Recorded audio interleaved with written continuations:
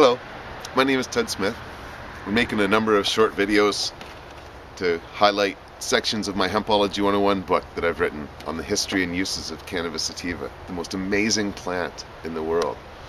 And I'm covering all sorts of aspects of the plant as the book does, but right now this video is on hemp, and in particular hemp in early America. I'm into chapter 2 right now, and certainly the history of hemp in America is extensive. I'm needing several videos to cover it, and it's been a huge part of it. In fact, George Washington, the first president of the United States, said sow it everywhere.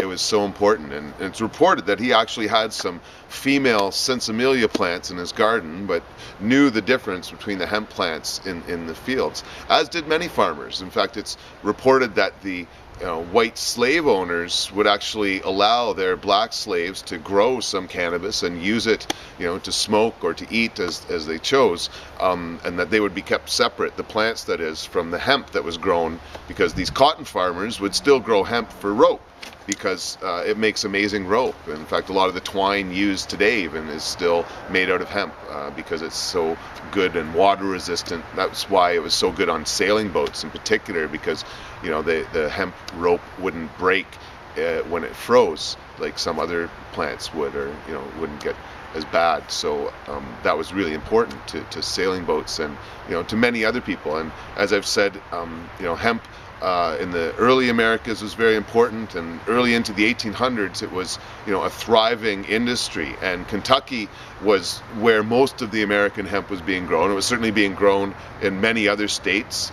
Pretty much every state that was farming at the time really was growing hemp to some extent, but Kentucky really thrived by growing hemp. And this one book, The Reign of Law, discusses hemp in the 1800s and at the turn of the century. There's this one just incredible picture I want to show that gives you a scale of the plants and what it was like and what it would have been like. You can see the men in the field there, working with these massive plants, twice as tall as they were, and it was very hard work. In fact, the size of the plant and the strength of the fibers ultimately started to work against hemp because it was so hard to process. And even though most of the hemp in America was grown with slaves or very cheap labor, there was a lot of other cheap labor. The serfs in Russia and other parts of the world were producing very cheap hemp in these other areas. And unfortunately, a lot of the slaves did die in America when they were processing the hemp, not necessarily in the fields. That was very hard work, backbreaking work to be sure. But retting it, a process I'll describe later, where they had to submerge it in water in order to break it apart.